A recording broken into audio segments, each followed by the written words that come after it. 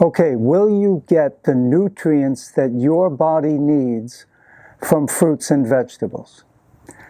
Absolutely. The best vitamins, minerals, phytonutrients, enzymes, fiber, water, proteins, fats, carbohydrates are found in fruits and vegetables.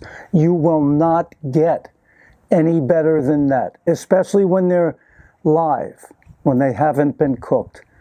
Okay, they are the best source, and you're getting plenty of protein. You know, think about it, there's so much marketing hype, and that's the way we're brought up, you know. The typical Western medical protocol where, you know, we need something else other than, you know, good food, you know, to make us healthy. We need some pill or some potion or some powder, you know, that's, you know, going to help us get healthy. Would you rather have something in a bottle? Okay. Now, am I against the use of all herbs and supplements like vitamin C, vitamin B12? No, I'm not against it all. And matter of fact, I take B12 on occasion, but that's it. If you're eating a wide variety of fruits and vegetables, you're getting basically pretty much everything you need, even B12, okay? But, you know, because nowadays everything is so cleaned up, so to speak, or bacteria-free, because remember, in fruits, in the apple, where the stem comes out there could be some B12 in there. But if you over clean it, if you know, put bleach to it or whatever to kill the germs, you're also killing the B12. And our bodies manufacture B12. And the body's ability to manufacture B12 is many times hindered by the overconsumption of saturated fats. So if you're on a low-fat diet, which I am, my body's probably, you know, doing fine manufacturing B12. But, you know, just to make sure, because, hey, I was on a high-fat diet for 58 years. So, you know, there's nothing wrong with taking B12 once in a while or some vitamin C, let's say, once in a while. But why not eat the whole food? I mean, what would you rather have?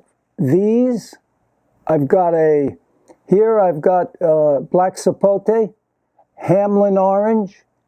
This is a hachia persimmon and a nice ripe banana.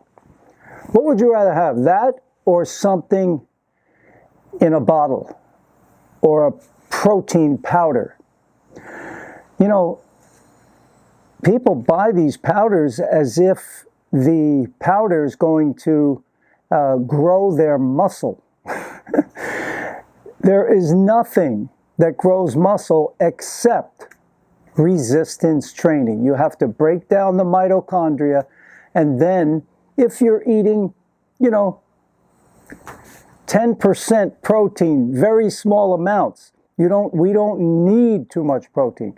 Your body, your muscles will grow fine. Okay, so it's the mindset that I'm talking about. And what made me think of that, I got this in the mail. You see what it says there? What does it say? Lifelong wellness starts here. And then when you open this up, I mean, what are they selling? Protein powders to grow muscle.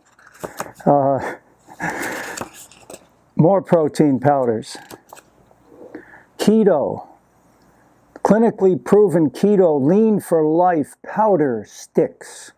Oh yeah, that's much better than a banana or an orange or a persimmon. It's a joke. Smarter greens. You know, why not eat the romaine lettuce, the green leaf lettuce, the kale, the collard greens? Remember, when we eat food the way God prepared it, the way that He originally made it, it's in the proper proportions and ratios for our bodies to easily assimilate it. When you get something out of a bottle, it's been extracted. There are so many ingredients and different things that scientists don't even know about, you know, so we need everything that's in the package for our bodies to assimilate it and use it to our benefit. So, you know, remember that. Whole foods, fruits and vegetables, they're in that proper ratio and proportion for you and for me and for every